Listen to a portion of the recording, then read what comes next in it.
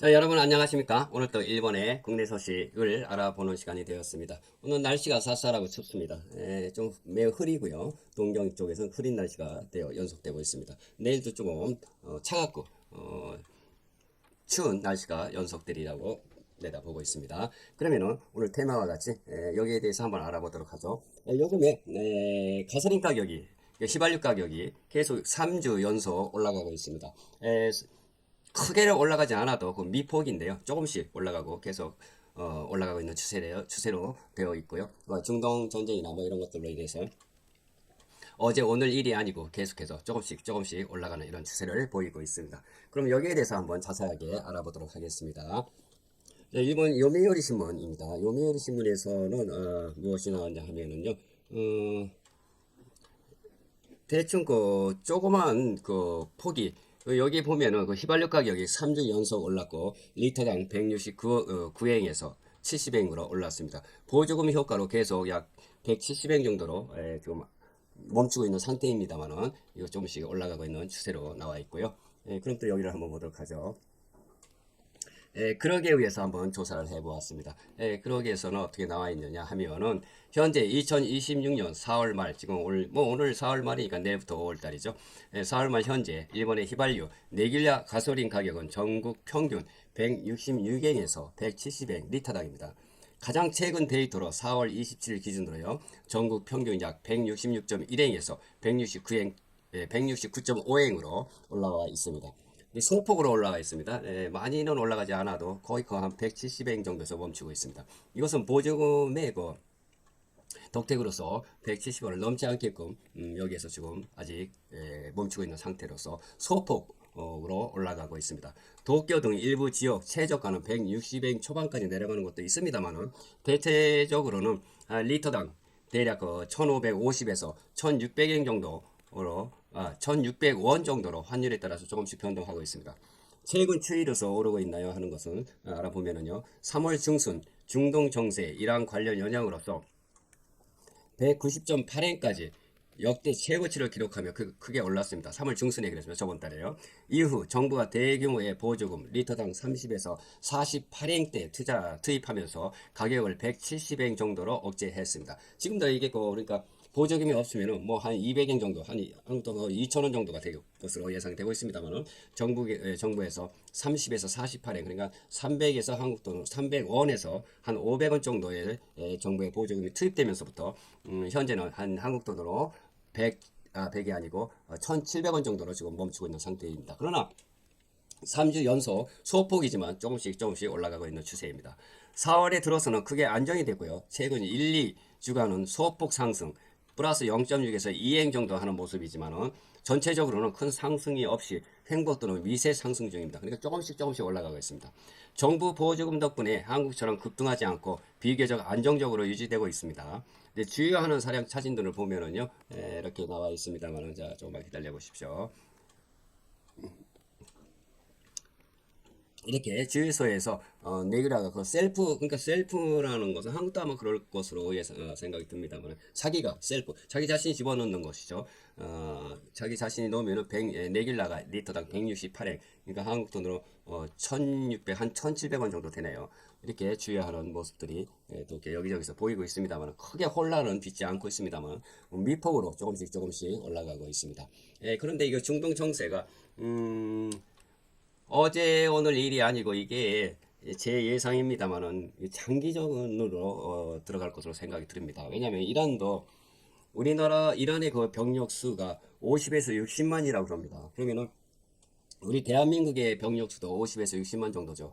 한국하고 거의 병력 수가 같은데 엄청 많은 거죠. 50만, 60만이면. 근데 이 미국이 최첨단 무기를 써가지고 핀포인트로 공격을 하고 뭐 방카바스를 때려서 뭐 구멍을 뚫는다 어디를 목표 지점을 딱 정하고 거기만 폭파시키고 폭발시키는 이런 공격 수단을 뭐 그런 최첨단 전쟁 무기들은 미국이 앞서가고 있다고 생각합니다만 그러나 이것을 이란의 전부 그 50만 60만의 병력을 억제할 수는 없죠. 그렇게 억제하려면은 미국도 상당한 수의 미군을 투입해야 되는데 그렇지 않다 보니까 이것은 미국의 최첨단 무기로 공격을 해도 이란은 쓰러지지 않을 것으로 생각합니다. 왜냐하면 베네수엘라나 이런 나라처럼 대통령을 잡아다 놓고 정권 바뀌게 이렇게 하는 이런 것도 있습니다만은 이란은 또 거기하고 베네수엘라하고는 좀 다르기 때문에 조금 더 오래가고 더더욱 이란은 50에서 60만 정도의 대병력을 갖고 있기 때문에 그것을 처리하는 것은 무리라고 생각합니다. 그렇기 때문에 장기전으로 들어갈 것으로 예상이 되고요. 이렇다가 보면은 뭐 올 말 정도는 뭐 난리가 날 겁니다. 일본도 그렇고 한국도 그렇지만 뭐 휘발유가 그 원유가 들어오지 않다 보면은 이런 뭐 GS에 줄 서는 경우도 없지 않아 예상이 되고요. 저도 마찬가지입니다만은 여러분들도 조심을 해서 돈을 좀 아끼는 올 연말까지는 이런 개인적인 대책을 세워야 될 것으로 봅니다. 뭐 장기전으로 들어가고요. 지금 휘발유값이 이렇게 정부에서 내주는 그 보조금으로서 좀 안정되어 있지만은 이것이 오래가지는 못한다. 왜? 원유가 들어오지 않다 보면은 뭐 난리가 날 것으로 예상이 되고요. 그렇다 보면은 개개인이 서로가 조심하고 돈을 좀 아껴 쓰는 올 말까지는 그렇게 계획을 세워서 앞으로 살아나갈 그 목표를 그 차트를 만들어 가지고요 그렇게 아껴 쓰는 이런 것이 중요하지 않을까 제가 개인적으로 이렇게 생각합니다. 그리고요 최근 데이터 중심으로 2025년 2026년 상반기 기준으로 승용차를 중심으로 하면은 일본은 하이브리드 차 HEV가 50에서 60% 거의 하이브리드 저도 하이브리드 타고 있습니다만 일본은 하이브리드 차가 60% 정도 됩니다. 일본 시장의 절대 강자입니다. 토요타, 혼다 중심으로 가장 인기가 있고요. 그리고 내연 기관 이거 뭐 휘발유 차죠. 40에서 45% 순수 가솔린 차가 대부분 디젤은 매우 적습니다. 근데 가장 적은 것은 전기차 BEV라고 해서 1.5에서 3% 정도밖에 되지 않고요. 매우 낮은 보급력으로 PHEV까지 합치면 3, 4% 수준입니다. 그러니까 뭐 PHEV는 숫자가 적고 일본은 전기차가 1.5에서 3%니까 뭐 거의 없다시피 하죠. 있긴 있습니다. 있긴 있는데 거의 하이브리드 차가 6R 그러니까 60% 50에서 60% 차지하니까 상당한 하이브리드 차가 차지하고 있고 또 하이브리드 차라고 해서도 이것 또한 뭐 가솔린을 태워야 되기 때문에 역시나 그 중동 전쟁에 그 영향을 많이 받고 있으리라 생각합니다. 근데 일본에서 가장 많이 팔리는 파워트레인입니다. 토요타 프리우스. 저도 프리우스 타고 있지만 프리우스가 인기가 가장 많아요. 두 번째로는 카로라, 하이브리드, 혼다, 피트 하이브리드 등이 대표적이며 연비가 워낙 뛰어나고 가격대가 합리적이라서 소비자 선호도가 매우 높습니다. 최근 몇 년간 점유율이 지속적으로 상승하고 있습니다. 네, 이것이 전쟁만 아니면 하이브리드차가 지금 시대에 가장 좋다고 생각하는데 전기차도 물론 좋지만은 전기값도 많이 차지를 하려면 많이 들어가죠. 그렇기 때문에 지금 시대에서는 하이브리드가 그러니까 휘발유도 떼고 뭐랄까 전기도 충전이 되는 하이브리드가 가장 효율적이라고 생각하는데 지금 전쟁으로 인해서 이것도 어떻게 될런지 좀 앞날이 걱정되는 이런 일입니다.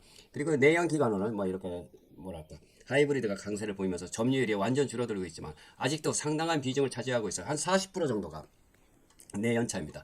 특히 저가 모델이나 상용차 일부 SUV에서 많이 보이고 이런 저가용의 내연차가 쓰이고 있고요. 그리고 가장 인기가 있는 것은 하이브리드가 6割를 차지하고 있죠.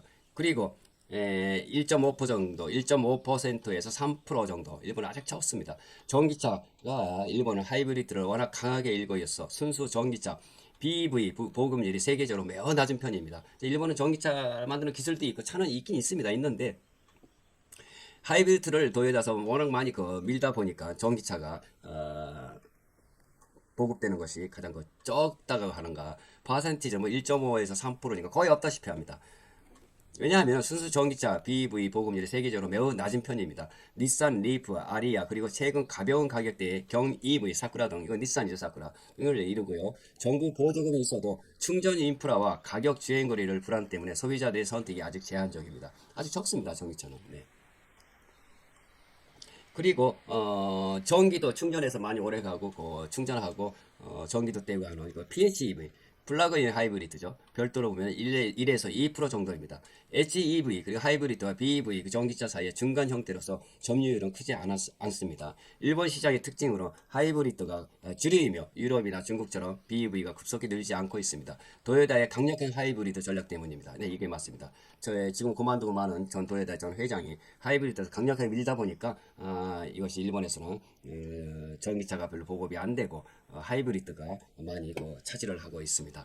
그래서 어떻게 보면은 조금 늦다고 생각을 하지만은 그래도 아마 전쟁만 아니면 하이브리드 차가 지금 현재에서 가장 좋다고 생각되는데 이것이 어떻게 될런지 그러나 뭐 전쟁으로 그 예상으로서는 장기전에 돌입하기 때문에 원유의 파동이 올 것이라고 예상이 됩니다. 네. 네, 한국하고 일본하고 비교를 해보았습니다. 한국의 하이브리드가 25%에서 35%입니다. 또 일본은 50에서 60%, 뭐 일본은 뭐 60% 정도가 하이브리드고 일본이 하이브리드 추세가 큽니다. 내연 기관은 한국이 40에서 50%, 일본이 40에서 45%. 이건 같으네요. 일본과 한국이고 휘발유차 타는 사람들은 거의 비슷합니다. 한국과 일본이. 그리고 순수 전기차는 한국이 전기차 13에서 28%. 근데 일본은 1.5에서 3%니까 우리 한국이 대단히 일본보다 전기차 수준이 높습니다. 한국이 압도적으로 높습니다. 네. 특징으로서는 한국에서는 전기차의 보조금 플러스 현대, 기아, 테슬라 강세로서요. 하이브리드도 빠르게 성장하고 있습니다.